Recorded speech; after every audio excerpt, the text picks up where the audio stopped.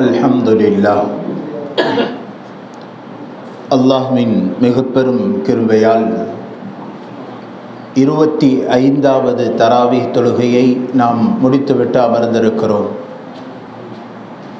அல்லாஹ் ஜல்ல ஷானஹு வ தஆலா நம்முடைய இந்த சிறு முயற்சியை கபூல் செய்து கொள்வானாக. மென்மேலும் இது போன்ற அமல் செய்யக்கூடிய ஆர்வத்தையும் தேட்டத்தையும் அல்லாஹ் நம் அனைவருக்கும் நசீபாக்குவானாக. வருடம் முழுவதும் இது போன்ற ரமலானினுடைய காலத்தில் அமல் செய்த பரக்கத்தை அல்லாஹ் நமக்கு தந்தருள் புரிவானாக. இப்போ ரசூலுல்லாஹி ஸல்லல்லாஹு அலைஹி வஸல்லம் அவர்களுடைய வரலாற்று தொடரை நாம் பார்த்து கொண்டே வருகிறோம். நேற்றைய தினம் தனது 53வது வயதில் பெருமானார் மக்காவிலிருந்து மதீனாவிற்கு ஹிஜ்ரத் செய்து போனாங்க. இதற்கு பேர் நாம் ஹிஜ்ரத் என்று சொல்கிறோம். அப்போ இதில் நாம் முக்கியமான சில விஷயங்களை சிந்தனையில் வைக்க வேண்டும். அரபி மாதத்தினுடைய கணக்கை ஹிஜ்ரி வருடத்தை கொண்டு ஆரம்பிப்பாங்க. அந்த ஹிஜ்ரி வருடம் இங்கிருந்து தான் ஆரம்பமாகிறது. அப்போ ரசூலுல்லாஹினுடைய 53வது வயதை கணக்கிட்டுத்தான் ஹிஜ்ரி வருடத்தினுடைய ஆரம்பத்தை ஹஸரத் உமர் பின் ஹத்தாப் ரதியல்லாஹு அன்ஹு அவர்கள் நியமிக்கிறாங்க. அப்போ ஹிஜ்ரி இன்றைக்கு எந்த வருடம்? 1445 வருடங்கள். இப்போ இந்த ஹிஜ்ரி வருடத்தினுடைய ஆரம்பம் இதுதான். அடுத்து இன்னொரு சில விஷயங்களை நாம் கவனிக்கணும். யார் யாரெல்லாம் மக்காவிலிருந்து தனது வீடுகளை வாசல்களை விட்டுவிட்டு மதீனாவிற்கு புலம்பெயர்ந்து வந்தார்களோ இவர்களுக்கு முஹாஜிரீன்கள் அப்படின்னு சொல்லுவாங்க. மதீனாவில் இருக்கக்கூடிய உள்ளூர் வாசிகளுக்கு உதவி செய்கிறார்கள் என்பதின் காரணமாக அரபியில் இவர்களுக்கு அன்சாரிகள் என்று பட்ட பேர் வைப்பாங்க ரசூலுல்லாஹ். அப்போ நாம் விளங்கி கொள்ள வேண்டும், முஹாஜிரீன்கள் என்று சொன்னால் மக்காவிலிருந்து வெளிக்கிளம்பி வந்தவர்கள். அன்சாரிகள் என்று சொன்னால் அங்கு இடம் தங்குவதற்கு அனுமதி கொடுத்தவர்கள் மதீனாவாசிகள் என்று நாம் விளங்கிக் கொள்ளும். இன்னும் ஒரு விஷயத்தை விளங்கணும். குர்ஆனிலே சூறாக்கள் 2 வகையாக வரும். ஒன்று சூரா மக்கியா, மக்காவில் அருளப்பட்ட சூறாக்கள் என்று சொன்னால் என்ன அர்த்தம்? ஹிஜ்ரத் செய்வதற்கு முன்னால் இறங்கிய சூறாக்கள் என்று அர்த்தம். மதனியா, சூறாவின் சில சூறாக்களுக்கு மதனியா என்று பெயர் வரும். அது என்ன அர்த்தம்? ஹிஜ்ரத் செய்த பிறகு இறங்கிய வசனங்கள். அப்போ எந்தெந்த சூறாக்கள் எல்லாம் மக்கியா இறங்கி இருக்கிறதோ அந்த சூறாக்களில் அல்லாஹ் சட்டங்களை சொல்ல மாட்டான். நீங்கள் தொழுகுங்க, இப்படி தொழுங்க, நோன்பு வைங்க, இந்த சட்டங்கள் எல்லாம் வராது. இபாதத் சம்பந்தப்பட்ட எந்த ஒன்றையும் அல்லாஹ் மக்காவில் சொல்ல மாட்டான். மக்காவில் அல்லாஹ் என்ன சொல்லுவான்? தன்னுடைய தூதுத்துவத்தை அல்லாஹ் உண்மைப்படுத்துவான். நான் தான் உண்மையான ரப்பாக இருக்கிறேன், வானத்தையும் பூமியையும் படைத்த ரப்பின் பக்கம் நீங்கள் பார்க்கவில்லையா? அஃபலா யன்துரூன இலல் இப்லி கைஃப ஹுலிகத், படைப்பினங்களை நீங்கள் பார்க்கவில்லையா? குறிப்பாக ஒட்டகத்தை நீங்கள் பார்க்கவில்லையா? என்பதாக அல்லாஹ் ஏகத்துவத்தை பற்றி அல்லாஹ் பேசிக்கொண்டே இருப்பான். உண்மையான ரப்பின் பக்கம் மக்களை அழைக்க கொடுத்து ஈமானியத்தினுடைய பேச்சுக்களாகவே இருக்கும். எந்தெந்த சூறாக்கள் மதனியாவாக இருக்கிறதோ அந்த சூறாக்களில் தான் சட்டங்களை அல்லாஹ் ஜல்ல ஷானஹு வ தஆலா கொஞ்சம் கொஞ்சமாக வகுத்து கொண்டு வந்தான். அப்போ சட்டங்கள் இறங்க ஆரம்பித்தது மதீனாவி நகரத்தில் தான். அப்போ இப்போ நம்ம சிந்தனையில் வைத்து கொண்டாச்சு. இப்போ விஷயத்துக்குள்ளே வருவோம். ஏற்கனவே சொல்லப்பட்டதை போல ரசூலுல்லாஹி ஸல்லல்லாஹு அலைஹி வஸல்லம் அவர்கள் தன்னுடைய ஹிஜ்ரத் பயணம் முடித்து கொண்டு அர்கமுடைய நகரத்திலிருந்து மதீனா நகரத்திற்கு உள்ளே நுழைகிறார்கள். உள்ளே நுழைந்தவுடன் எல்லா குழந்தைகளும் எல்லா நபர்களும் பெருமானாரை வரவேற்று கீதம், ஷாருக்கள், கவிதைகள் படித்து கொண்டு ரசூலுல்லாஹ்வை தஃப்ஸ அடித்து கொண்டு வரவேற்று செல்கிறார்கள். பெருமானார் அன்றைய தினம் ஜும்ஆவினுடைய தொழுகையை சப்தமிட்டு கிராத்தை ஓதி அந்த மஸ்ஜிது நபவியிலே பெருமானார் தொழுகை நடத்துகிறார்கள். அப்போ தொழுகை முடிந்ததும் மஸ்ஜிதினுடைய சில ஒரு பகுதியில் அன்சாரி தோழர்களை உட்கார வைக்கிறாங்க. அது யாரு? உள்ளூர்வாசிகள், மதீனா நகர வாசிகள். இன்னும் சில நபர்கள் முஹாஜிரீன்களை ஒரு பக்கம் உட்கார வைக்கிறார். இப்ப வெளியூர்லேருந்து வந்திருக்காங்க, உள்ளூர்வாசிகள் சில பேர் இருக்கிறாங்க. நபி அவர்கள் இந்த நேரத்தில் கையாண்ட அரசியல் கட்டமைப்பை பார்க்குறாங்க. இதுவே வேறு ஒரு நாடாக, வேறு ஒரு அரசராக இருந்தால் என்ன செஞ்சிருப்பாங்க? உடனே அகதிகள் முகாம்கள் அமைச்சிருப்பாங்க. இவங்களுக்கு ஐசி, இந்த நாட்டிற்குரிய ஐசி கொடுக்க முடியாது, இவர்கள் இந்த நாட்டிற்குரியவர்கள் இல்லை என்பதாக முத்திரை குத்தி அவர்களை ஒரு தனி அறையில் வைத்து அடைத்திருப்பாங்க. நீங்கள் எங்களோடு கொடுக்கல் வாங்கல் செய்து கொள்ள முடியாது, சொத்துரிமை, சொத்து பத்துக்கள் எதுவும், நிலப்புலன்களை வாங்க முடியாது, இவர்கள் இந்த நாட்டினுடைய அகதிகளாக முத்திரை குத்தப்பட்டிருப்பார்கள். ஆனால் ரசூலுல்லாஹ் அப்படி செய்யவில்லை. சஹாபாக்கள் சொல்றாங்க, ஒரு தோழரை எழுந்திருக்க சொல்றாங்க. அன்சாரிகள்லேருந்து ஒரு தோழர் எழுந்திரீங்கள், முஹாஜிரின்கள்லேருந்து ஒரு தோழர் எழுந்திரீங்க. ஆஹா ரசூலுல்லாஹி ஸல்லல்லாஹு அலைஹி வஸல்லம் இரண்டு நபர்களையும் முஆனகா கட்டி தழுவ சொல்லி அவர்களை ரசூலுல்லாஹ் தோழமையை ஏற்படுத்தினார்கள். இவர்கள் உன்னுடைய சகோதரர் என்றார்கள். எப்போ சகோதரர் ஆயிட்டாரோ அதில் இவர் இறந்த பிறகு அவருக்கு சொத்துலையும் பகுதி உண்டு. ரசூலுல்லாஹுடைய சகோதரத்துவம். இப்படியாக ஒவ்வொரு தோழருக்கும் ஒரு நபரை நபி அவர்கள் நியமித்தார்கள். சொல்லப்படுகிறது எந்த அளவுக்கு வருதுன்னு சொன்னா, ஹஸரத் அப்துர் ரஹ்மான் பின் அவுஃப் ரலியல்லாஹு அன்ஹு இவருக்கு சஹாபாக்கள் இவருக்கு என்ன செய்கிறாங்க? ஒரு தோழரை நியமிக்கிறாங்க. சாத் ரலியல்லாஹு என்று சொல்லக்கூடிய தோழரை நியமிக்கிறாங்க. ரெண்டு பேரும் இணைத்து விடுறாங்க. சாத் ரலியல்லாஹு அன்ஹு இவர்களை கட்டி அணைத்து தன்னுடைய வீட்டிற்கு அழைத்து செல்லுகிறார்கள். வீட்டிற்கு அழைத்து சென்று வீட்டினுடைய உட்கார வைத்து சொல்றாங்க, யாஹி, எனது சகோதரரே, நான் இந்த மதீனா மாநகரத்தில் பெரும் பணக்காரராக இருக்கிறேன். எனக்கு நிறைய நிலங்கள் இருக்கிறது, மனைகள் இருக்கிறது. இரண்டு வீட்டில் உனக்கு ஒன்றை ஒப்படைத்து விடுகிறேன்.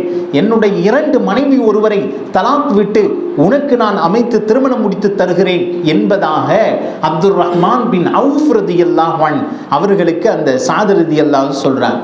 சொன்ன உடனே அவர் சொல்லிட்டாரு, அல்ஹம்துலில்லாஹ், ஜஸாக்கல்லாஹ், அல்லாஹ் உங்களுக்கு பரக்கத் செய்வானாக.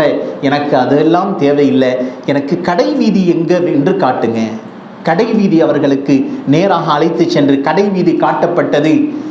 மிக துல்லியமான முறையில் மதிநுட்பத்தோடு வியாபாரத்தை செய்து ஒரு வெண்ணெயை அன்னைக்கு மட்டும் விற்று 30 திர்ஹத்தை சம்பாதிச்சு ஒரே நாளிலே கொண்டு வந்துட்டார்.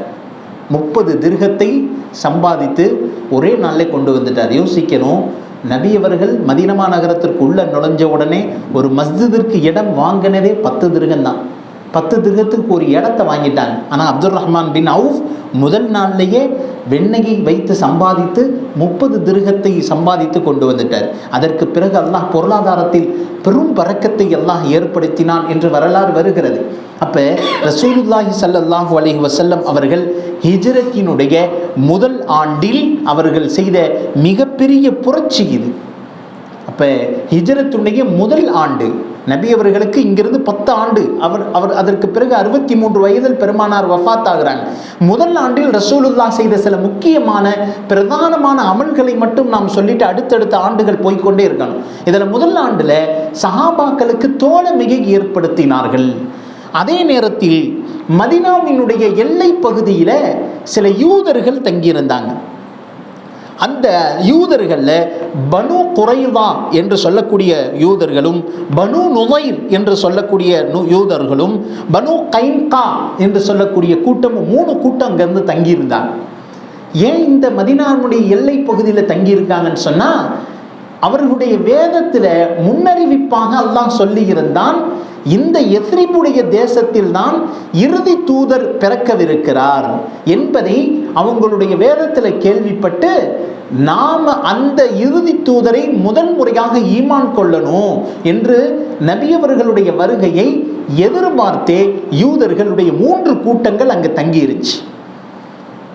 இப்போ என்ன ஒரு பிரச்சனைனா, அவங்க நினைச்சு வச்சிருந்தாங்க, இந்த இறுதி தூதரை அல்லாஹ் நம்முடைய யூதர்களுடைய சமுதாயத்திலிருந்து தான் எழுப்புவான் அப்படின்னு நினச்சி வச்சிருந்தாங்க. பார்த்தா அதற்கு மாற்றமாக அரபு தேசத்திலிருந்து முஹம்மதுன்னு இன்னொருத்தர் வந்து இறுதி தூதராக தன்னை வாதிடுகிறார், அங்கு வந்து மதீனாவை ஒரு கட்டமைப்பை செய்கிறார் என்பதை பார்த்து உள்ளுக்குள்ள அவர்களுக்கு ஒரு வெறுப்புணர்ச்சி வந்து கொண்டே இருந்தது. இருந்தாலும் வெளிக்காட்ட முடியாது.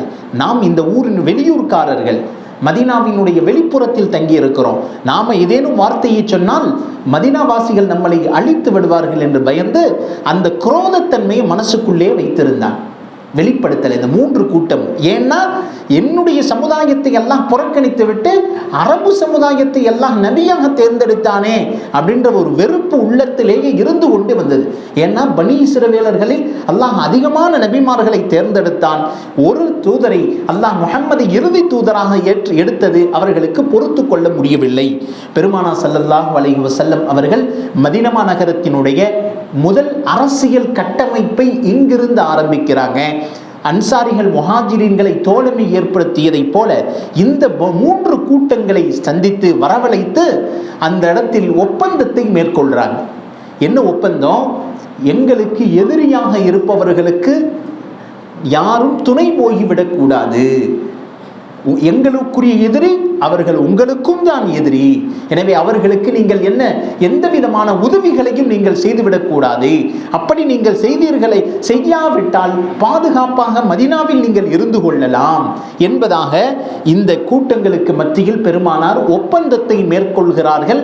இவர்கள் மனதுக்குள்ள குரோதத்தையும் வெறுப்புணர்ச்சியும் மறைத்துக் கொண்டிருந்தாலும் வெளிரங்கத்தில் அந்த ஒப்பந்தத்தில் கையெழுத்திடுகிறார்கள்.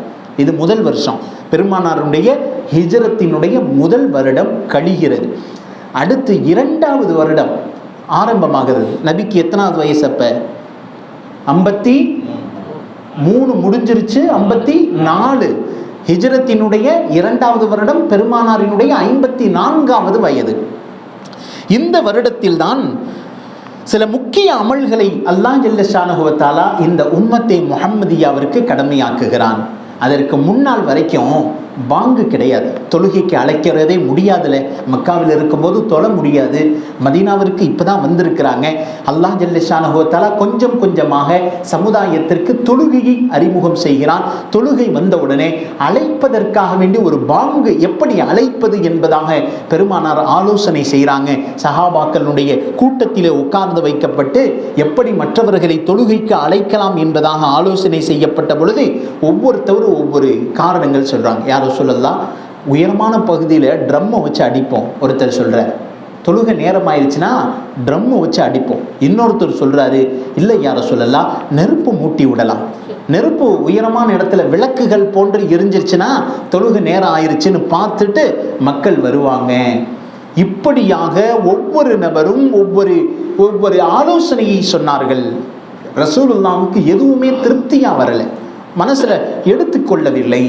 அதற்கு பிறகுதான் அன்றைய இரவு எல்லா சஹாபாக்களும் அதே சிந்தனையோடு வீட்டிற்கு செல்கிறார்கள். இன்னும் மஷூரா முடிவு செய்யப்படாமலே போகிறது. வீட்டுக்கு போறாங்க, அதே சிந்தனையிலேயே படுக்கிறார்கள். அப்துல்லாஹ் பின் ஸைத் ரலியல்லாஹு அன்ஹு அவர்களுடைய கனவில் 2 மலக்குகள் தோன்றி சொல்றாங்க, அல்லாஹு அக்பர். ஒருத்தர் சொல்றார், இன்னொருத்தர் சொல்றார் அல்லாஹு அக்பர். இன்னொருத்தர் சொல்றார் அஷ்ஹது அல்லா இலாஹ இல்லல்லாஹ். இப்படியாக பாங்கினுடைய வார்த்தைகளை அப்துல்லாஹ் பின் ஸைத் ரலியல்லாஹு அன்ஹுடைய கனவில் 2 மலக்குகள் தோன்றி சொல்ல பாங்கு முழுவதையும் அவர்கள் கனவிலேயே மனப்பாடம் பண்றாங்க. எழுந்து பார்க்கிறார்கள், மலக்கு வந்திருப்பதை உணர்கிறார்கள். இந்த விஷயத்தை பெருமானாரிடத்தில் ஓடோடி சென்று சொல்கிறார். யார சொல்லலாம், 2 மலக்குகள் கனவில் வந்து இது போன்ற வார்த்தைகள் சொன்னதை நான் பார்த்தேன். எப்போ ஓடி நபி அவர்கள்ட்ட சொல்லிக் கொண்டிருக்கிறார்களோ உமர் பின் கத்தாப் ரலியல்லாஹு வேகமாக வந்து சொல்றாங்க, யார சொல்லலாம், 2 மலக்குகள் கனவுல வந்து இது போன்று சொல்வதை நான் பார்த்தேன். அப்ப நபி அவர்களுக்கு இந்த செயல் பிடித்து போனது. அதற்கு பிறகு பாங்கை பெருமானா ஸல்லல்லாஹு அலைஹி வஸல்லம் அன்றிலிருந்து கட்டளையிட்டாங்க. ஹஸரத் பிலால் ரலியல்லாஹு அன்ஹு அவர்களை அழைத்து சொல்றாங்க, அஸ்ஸின் யா பிலால், பிலாலே நீங்க பாங்கை சொல்லுங்கள் என்பதாக பெருமானார் ஸல்லல்லாஹு அலைஹி வஸல்லம் கட்டளையிடுறாங்க. அப்பொழுதுதான் மதீனா நகரத்தில் மஸ்ஜிது நபவியில் முதல் முறையாக பாங்கின் சப்தம் ஹஸரத் பிலால் ரலியல்லாஹு அன்ஹு அவர்களின் மூலமாக ஏற்படுகிறது. அதற்கு முன்னதாகவும் கூட காபாவில் வைத்து பிலால் ரலியல்லாஹு அன்ஹு காபாவின் மீது ஏறி பாங்கு சொல்லிக் கொண்டிருந்தார்கள். அதை சொன்னதின் மூலமாக காஃபிர்களின் மூலமாக நிறைய துன்பங்களை எல்லாம் அனுபவித்தார்கள். இப்பொழுதுதான் சுதந்திரமாக மதீனா நகரத்தில் ஹஸரத் பிலால் ரலியல்லாஹு அன்ஹு முதல் முறையாக பாங்கை சொல்கிறார்கள். நிறைய இடங்களில் பிலால் ரலியல்லாஹுக்கு நிறைய சிறப்புகள் இருக்கிறது. ஏன்னா மக்காவில் முதலாக பாங்கு சொன்னவர் அவர் தான், மதீனாவில் முதல் தடவையாக பாங்கு சொன்னதும் அவர் தான். அதற்கு பிறகு இன்னொரு கிபிலா இருக்கிறது, பைத்துல் முகத்தஸ். அங்கே பைத்துல் முகத்தஸ் வெற்றி கொள்ளப்பட்ட பிறகு உமர் ரலியல்லாஹுடைய காலத்தில் ஹஸரத் உமர் பின் கத்தாப் பிலால் ரலியல்லாஹு அழைத்து சொல்றாங்க, யா பிலால் மறுபடியும் பாங்கு சொல்லுங்க. 3 புனித ஸ்தலங்களில் முதல் முறையாக பாங்கை சொன்னவர் ஹஸரத் பிலால் ரலியல்லாஹு. அந்த சிறப்பு அல்லாஹ் ஜல்ல ஷானஹு வ தஆலா அவர்களுக்கு கொடுத்தான். அப்ப இந்த மாதத்தில் தான், இந்த ஹிஜ்ரி 52ஆம் வருடம் பெருமானாருக்கு 54வது வயதில் தான் அல்லாஹ் ஜல்ல ஷானஹு வ தஆலா பாங்குடைய அமைப்பை மதீனா மாநகரத்தில் அல்லாஹ் உருவாக்கினான். பெருமானாருடைய கட்டளையின்படி பாங்கு சொல்லப்படுகிறது.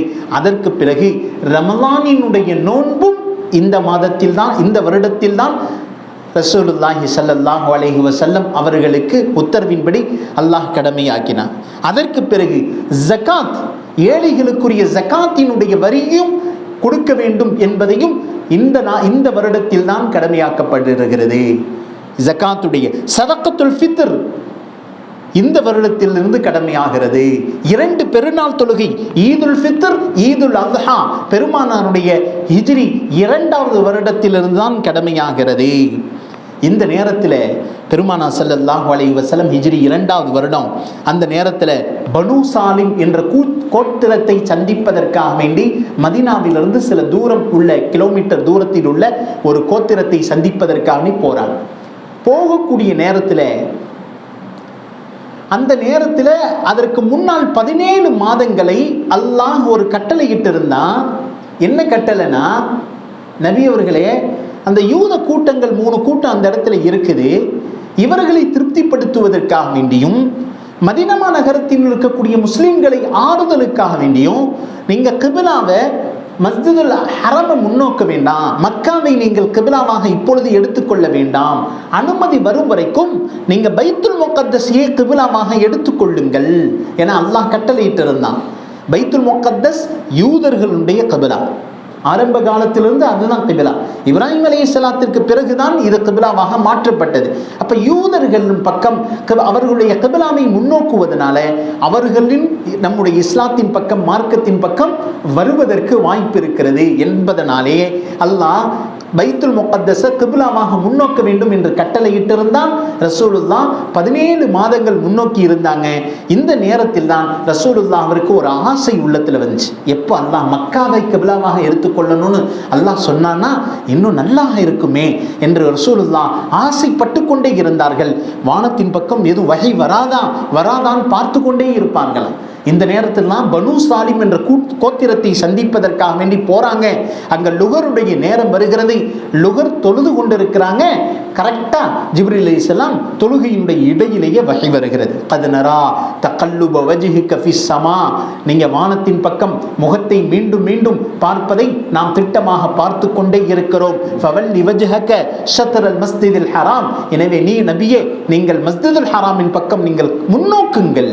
அல்லாஹ்வினுடைய கட்டளை வந்த உடனே பெருமானார் லுகரினுடைய தொழுகையிலேயே அப்படியே வட்டம் எடுக்கிறாங்க. எதுல?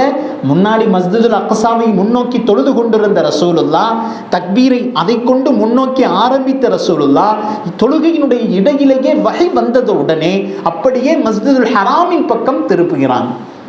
மஸ்ஜிதுல் ஹராமில் திரும்பின உடனே இந்த இடம் மஸ்ஜிது கிபிலத்தை 2 கிபிலாவுடைய பள்ளி இதுவரைக்கும் மக்காவில் இருந்து கொண்டிருக்கிறது. செல்பவர்கள் பார்க்க வேண்டும். அல்லாஹ் ஜல்ல ஷானஹு வ தஆலா இது போன்ற வாய்ப்புகளை அல்லாஹ் நமக்கு தந்தருள் புரிவானாக. அப்ப இந்த கிபிலா மஸ்ஜிதுல் கிபிலத்தை 2 பக்கம் முன்னோக்கிட்டாங்க. கிபிலாவை அல்லாஹ் ஆக்கி கொண்டான். இந்த கிபிலாவையும் அல்லாஹ் முன்னோக்க செய்தது இந்த ஹிஜ்ரி 2வது வருடத்தில் தான். அப்போ நாம் இந்த இடத்தில் அல்லாஹ் ஜல்ல ஷானஹு வ தஆலா இன்னும் ஒரு சில முக்கியமான விஷயங்களை சொல்லி தந்திருக்கிறான். இன்னும் சில முக்கியமான விஷயங்கள் இந்த வருடம் ஹிஜ்ரி 2வது வருடத்தில் தான் அல்லாஹ் ஜல்ல ஷானஹு வ தஆலா ஜிஹாத் தற்காப்பிற்காக வேண்டி அனுமதி தந்திருந்தான். என்ன தற்காப்பு? மக்காவில் இருக்கும் காலம் வரைக்கும் ஒரு காஃபிர் ஒரு முஸ்லிமை அடித்தால் அந்த இடத்தில் அமைதியாக இருக்க வேண்டும், வன்முறை எடுத்துக்கொள்ளக்கூடாது மக்காவில். அதனால தான் பிலால் ரலியல்லாஹு அன்ஹு கடைசி வரைக்கும் திருப்பி அடிக்கலை. உமர் பின் கத்தாப் சக்தி இருந்தும் என்ன செய்ய முடியலை, பெருமானார் தடுத்திருந்தார்கள். யாரும் காஃபிர்களுடைய தொல்லைகள் வரும் பொழுது நீங்கள் திருப்பி அடிக்க வேண்டாம் என்று பெருமானார் தடை செய்திருந்தாங்க. அதனால எதுவும் செய்யாமல் இருந்தார்கள். இப்பொழுதுதான் அல்லாஹ் ஜல்ல ஷானஹு தஆலா ஹிஜ்ரி 2 தான் பெருமான் ஸல்லல்லாஹு அலைஹி வஸல்லம் அல்லாஹ் வஹியாக அறிவித்தான், உதின லில்லதீன யகாத்தலூன பிஅன்னஹும் ظுலிமூ. அல்லாஹ் அனுமதி தந்து விட்டான், உங்களின் மீது காஃபிர்கள் ஏதேனும் துன்பத்தை தந்தால் நீங்கள் அவர்களுக்கு எதிராக போர் செய்வதற்கு அனுமதியை அல்லாஹ் தந்து விட்டான். ஹிஜ்ரி 2 தான் ஆரம்பமாக. ஏன் இதை சொல்றோம்னா, பெருமானார் முஹம்மது மதீனாவில் பெரிய வளர்ச்சி அடைகிறாரும் தெரிந்த கேள்விப்பட்ட மக்காவினுடைய காஃபிர்கள்லாம் என்ன செஞ்சாங்க, பெரிய பொருளாதாரத்தை போட்டு அந்த பிஸ்னஸ்லேருந்து வரக்கூடிய லாபத்தை வச்சு முஹம்மதையும் அவர்களை நம்பி வரக்கூடிய கூட்டத்தையும் அழிப்பதற்காக வேண்டி செலவழித்து கொண்டே இருந்தாங்க. பெரிய லாபத்தை இதற்காக வேண்டி செலவிடப்பட்டது. இந்த நேரத்தில் தான் எல்லை பாதுகாப்பிற்காக வேண்டி ரசூலுல்லாஹி ஸல்லல்லாஹு அலைஹி வஸல்லம் சில தோழர்களை சஹாபாக்களை வேவு பார்ப்பதற்காக எல்லை பாதுகாப்பிற்காக நியமித்தார். அந்த நேரத்தில் தான் அல்லாஹ் ஜல்ல ஷானஹு வ தஆலா அவனுடைய பாதையில் போர் புரியக்கூடிய அனுமதியை அல்லாஹ் ஜல்ல ஷானஹு வ தஆலா தந்தான். எதற்காக சொல்கிறோம், இந்த அல்லாஹ்வின் பாதையில ஜிஹாது செய்யக்கூடிய ஒரு அனுமதி இந்த இடத்துல கிடைத்திருப்பது. அல்லாஹ் சொல்லுகிறான், வலவுலா அல்லதீன உக்ரிஜூ மின் தியாரிஹிம். அவங்க எப்படிப்பட்ட நிலையில் அவர்களுடைய நாட்டை விட்டு வெளியாக்கப்பட்டார்கள் தெரியுமா? பிகைரி ஹக்கின், எந்த விதமான உரிமை இல்லாமல். இல்லா அன் யகூலு ரப்புனல்லாஹ், அல்லாஹ் என்னுடைய ரப்பு என்று சொன்னதற்காக மக்காவிலிருந்து துரத்தப்பட்டார்கள். அப்ப மறுபடியும் என்ன செய்யணும், திருப்பி அடிச்சா அடி வாங்கிட்டே இருந்து சொல்லிக்கிட்டே இருந்தனா குனிய குனிய குனிய என்ன ஆகும், அடி விழுந்து கொண்டே இருக்கும். இப்பொழுதுதான் அல்லாஹ் அனுமதியை தந்தான். நீங்கள் தற்காப்புக்காக பிறரை எந்த விதமான கஷ்டத்தையும் கொடுக்காமல் உங்களை தாக்க வரக்கூடியவர்களுக்கு நீங்கள் தற்காப்பாக நீங்கள் உங்களை தயார் செய்து வைத்துக் கொள்ளுங்கள். இன்னொரு இடத்தில் அல்லாஹ் சொல்லுகிறான், வலவுலா தஃபுல்லாஹின் நாஸ, மக்களில் சிலர் சிலரை கொண்டு நாம் தட்டி வைக்கவில்லை என்றால், வலவுலா தஃபுல்லாஹின் நாஸ பஅதஹும் பிபஅத் லஹுத்திமத் ஸவாமிஅ, அவர்கள் யூத தேவாலயங்களை உடைத்து விடுவார்கள், கிறிஸ்தவ தேவாலயங்களை உடைத்து விடுவார்கள், வல் மசாஜித், மேலும் முஸ்லிம்களுடைய மஸ்ஜிதுகளையும் உடைத்து விடுவார்கள். மூணாவது அல்லாஹ் சொல்றான், இஸ்லாமியர்களுடைய மஸ்ஜிதுகளை அவர்கள் உடைச்சிருவாங்க. அதற்காக வேண்டிதான் யுذكر فيه اسم الله, எந்தெந்த இடங்களில் அல்லாஹ்வை நினைவு கூறப்படுமோ அப்படிப்பட்ட எல்லா இடங்களையும் அவர்கள் தகர்த்து விடுவார்கள் என்பதற்காக அல்லாஹ் ஜல்ல ஷானஹு வ தஆலா இந்த ஜிஹாத் அவனுடைய பாதையில் போர் புரியக்கூடிய அனுமதியை அல்லாஹ் ஜல்ல ஷானஹு வ தஆலா தந்தான். இதுக்காக வேண்டி நாம் என்ன நினைச்சிடக்கூடாது, இஸ்லாம் என்பது வாளால பரவியது, சஹாபாக்கள் எல்லா இடத்திலையும் போரிட்டுத்தான் இஸ்லாத்தை பரப்பினார்கள் என்ற சிந்தனை எந்த இடத்திலையும் வந்துடக்கூடாது. ஏன் இதை சொல்றோம்னா, அதே அல்லாஹ் கட்டளை இடுகிறான் 3வது ஜுஸ்ல ஆயத்துல் குர்சிக்கு அடுத்த சூரா அடுத்த ஆயத்தை அல்லாஹ் சொல்லுகிறான், லா இக்ராஹ ஃபித்தீன், மார்க்கத்தில் ஒருத்தர் நுழைவதற்கு எந்த விதமான துன்புறுத்தலும் அவர்களை நிர்பந்தமும் இல்லாமல் அவர் உள்ளத்திலிருந்து கலிமாவை சொல்ல வேண்டும். லா இக்ராஹ ஃபித்தீன், ஏனென்றால் அல்லாஹ் மார்க்கத்தை தெளிவாக்கி விட்டான். உமர் பின் கத்தாப் ரலியல்லாஹு அன்ஹு எவ்வளவு பெரிய மன்னர், சுமார் 22 லட்சம் சதுர கிலோமீட்டர் தூரத்திற்கு அல்லாஹ் அவருடைய ஆட்சியை கொடுத்தான். அப்படி ஆட்சி கொடுத்தானோ, ஒரு நேரம் உமர் ரலியல்லாஹு அன்ஹு மதீனாவினுடைய எல்லை புறத்துக்கு வர்றாங்க. மதீனா நகரத்தில் எல்லாமே முஸ்லிம்கள், உமர்னா யாருன்னு தெரிஞ்சிடும். ஆனால் மதீனா விட்டு வெளியே போகும் பொழுது ரோட்டு ஓரமாக நடந்து போய் கொண்டிருந்தாங்க. ஒரு வயதான ஒரு மூதாட்டியை பார்க்கிறார்கள். சொல்கிறாங்க, கலிமாவை சொல்லுங்க, அல்லாஹ் உங்களை சந்தோஷமாக வைத்திருப்பான், வெற்றியாக வைத்திருப்பான், ஒரு கலிமாவைத்தான் சொல்லிடுங்களேன் என்பதாக அந்த காஃபிரான பாட்டியிடத்தில் உமர் பின் கத்தாப் ரலியல்லாஹு அன்ஹு சொல்கிறார். வந்திருக்குவர் அமீருல் முஃமினீன், பேரரசர் அப்படின்றது அந்த பாட்டிக்கும் தெரியாது. அந்த பாட்டி சொல்லுதான், லீ ஷைஹூஹா, நான் எனக்கு ரொம்ப வயசாயிருச்சு, வயக்ருபுல் மௌத்துலி, மௌத்து என்ன நெருங்கிக்கிட்டு இருக்கு, இந்த நேரத்தில் நான் என்னத்தை கலிமாவை சொல்லி என்னத்தை நான் இஸ்லாத்தை ஏற்றுக்கொள்ள என்று சொல்லும் பொழுது உமர் ரலியல்லாஹு அன்ஹு எந்த ஒரு நிர்பந்தமும் அந்த மூதாட்டியை செய்யவில்லை. இப்படி சொல்லிக்கொண்டே கிளம்பினார்கள். லா இக்ராஹ ஃபித்தீன், மார்க்கத்தில் நிர்பந்தம் கிடையாது, அல்லாஹ் சொல்லிவிட்டான் என்று முணுமுணுத்து கொண்டே உமர் பின் கத்தாப் அந்த இடத்தை விட்டும் நகர்ந்து சென்றார்கள் என்று நாம் பார்க்கிறோம். ஒரு நாட்டினுடைய ஜனாதிபதி ஒரு வயதான ஒரு பலகீனமான ஒரு மூதாட்டி இடத்தில் கெஞ்சுகிறார்கள். அந்த மூதாட்டி ஏற்றுக்கொள்ளவில்லை என்பதனுடன் அங்கிருந்து நகன்று விடுகிறார்களே. இதுதான் மார்க்கம்.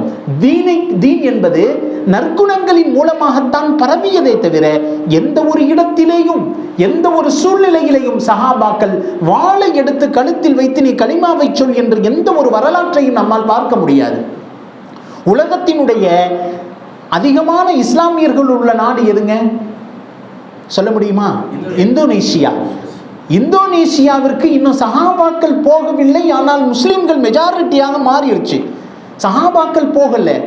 மலேசியா, சிங்கப்பூர் இது போன்ற நாடுகள் முஸ்லிம்கள் மெஜாரிட்டியாக இருந்தாலும் இந்த நாடுகளுக்கு சஹாபாக்கள் செல்லாமலே பெருமானாருடைய குணங்கள் அந்த நாட்டிற்கு சென்று விட்டது. மார்க்கம் கற்றுக் கொடுத்த நற்குணங்கள் அந்த நாட்டிற்கு சென்று விட்டது. எல்லா இடத்திலேயும் இஸ்லாம் எந்த ஒரு இடத்திலேயும் வாளால் பரப்பப்பட்டதல்ல. அது நற்குணத்தின் மூலமாகவும் ஏழைகளுக்கு உதவும் மனப்பக்குவத்தின் மூலமாகத்தான் மார்க்கம் பரவியது என்று வரலாற்று ஆசிரியர்கள் சொல்லி காட்டுறாங்க. அப்ப ஹிஜ்ரி 2ஆம் ஆண்டு பெருமானார் ஸல்லல்லாஹு அலைஹி வஸல்லம் அவர்கள் எல்லை பாதுகாப்பிற்காக வேண்டி அரசியல் கட்டமைப்பை செய்கிறாங்க. எதற்காக வேண்டி என்று சொன்னால், பெருமானார் இந்த விஷயத்தை கேள்விப்படுறாங்க. மக்கா காஃபிர்கள் எல்லோரும் சேர்ந்து வியாபாரத்திலிருந்து வரக்கூடிய பலனை நம்மை அளிப்பதற்காக வேண்டி செலவிடுகிறார்கள் என்பதை கேள்விப்பட்ட ரசூலுல்லாஹ் இப்பொழுது என்ன திட்டமிடுறாங்க? ஏதேனும் வியாபார கூட்டம் மக்காவிலிருந்து மதீனா நகரத்தினுடைய பாதை வழியாக ஏதேனும் சென்றால் அந்த வியாபார கூட்டத்தை தடுப்பதற்காக வேண்டி பெருமானார் இப்பொழுது திட்டமிடுறாங்க. இந்த நேரத்தில் ஏற்பட்டதுதான் பத்ருடைய யுத்தம். அதனுடைய நிகழ்வுகளை இன்ஷா அல்லாஹ் தொடர்ந்து நாளை பார்க்கலாம். அல்லாஹ் ஜல்ல ஷானஹு வ தஆலா எதை கேட்டோமோ எதை